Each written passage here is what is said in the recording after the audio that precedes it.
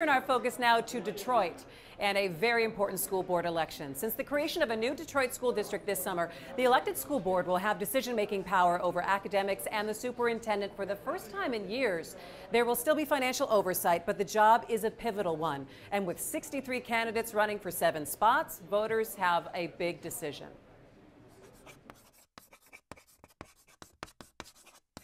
To have the focus on the students, ensuring that they provide the best opportunities for the students to get a good quality education. To act as good fiduciary stewards of the district's resources, to manage the resources provided for educating and maintaining the facilities. Selecting a superintendent, and the superintendent has to have a single purpose, and that is educating our students. Should be conscious of the policies and procedures that are put in place to allow the superintendent to do his or her job.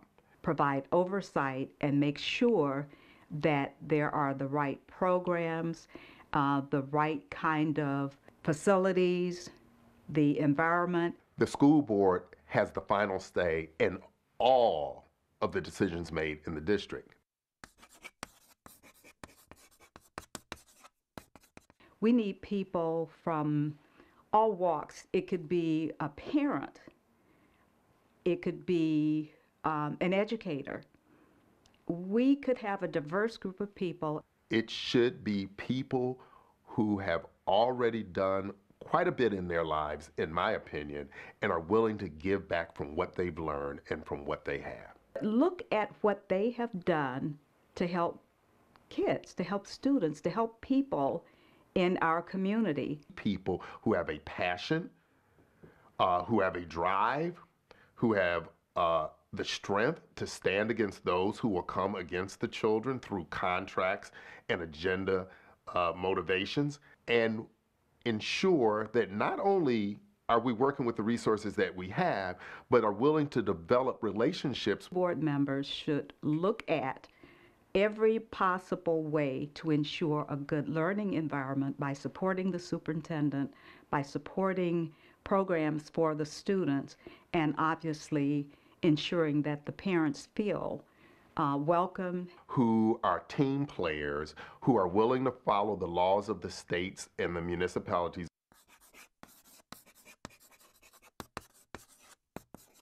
If any of the potential school board members did not take the time to fill out questionnaires, I would definitely eliminate each person who did not feel that this was a priority. When you get literature, you may want to verify the accuracy of what you read. If anyone feels that they will be wielding power as a result of being a school board member, I would be very concerned. Your personal agenda might be to use the school board as a stepping stone. The stepping stone to some other opportunity, some political opportunity.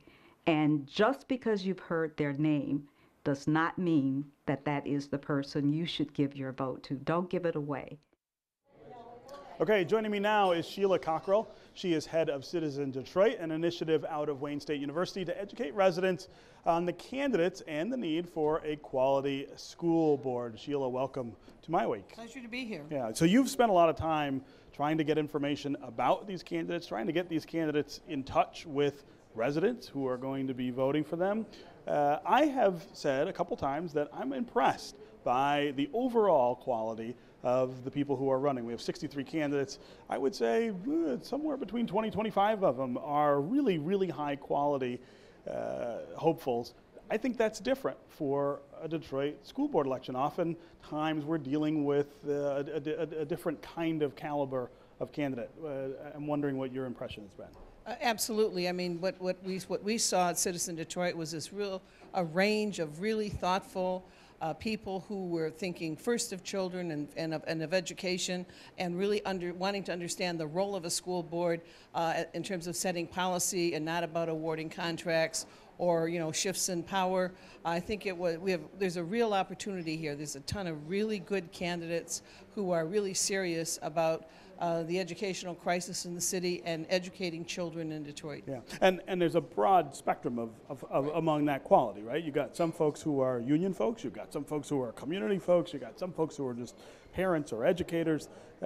We have a lot of people to choose from. My worry is going in and picking 7 instead of maybe picking 12. I mean, I think that's sort of the dilemma that some voters will face. Yes, I agree. I mean, there really is a wide spectrum of people who are running, who represent really the best Detroit has to offer. There are tons of really, really qualified people who want to do public service. The problem is, and I guess this is the same everywhere, is breaking through kind of the political class, the infrastructure that kind of, moves the pieces on the chessboard and decides who's going to be endorsed and who's not. So there's a wide range of groups endorsing, some new entities endorsing this year, and some new slates. There were a number of really creative slates that have come together with really interesting groups of people. There's just a plethora of really good choices for DPS.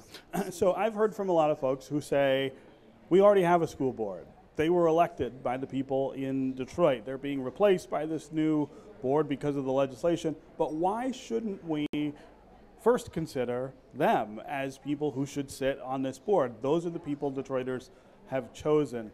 What's the reason to either do that or not, in your judgment? Well, I think the conditions under which the last elected board were serving was one of sort of really political warfare, and that the focus of people running had a lot to do with questions of power and control.